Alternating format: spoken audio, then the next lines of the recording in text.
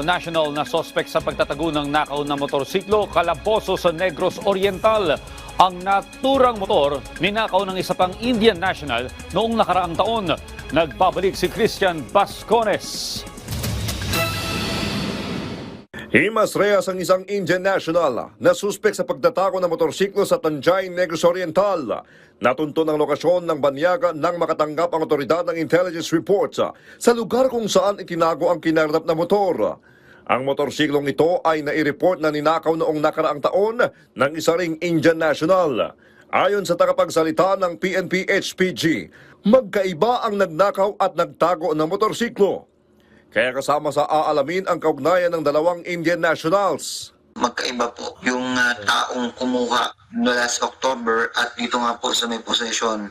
Kaya again sir, ongoing pa yung ating investigasyon at talaga pong pinagsisikapan po ng HPG ng Negros Oriental na talaga malaman din or matukoy din yung kinalaman nitong nahuli po natin dito nga po sa taong napag-alaman po nating nagnakaw nito pong motor na ito.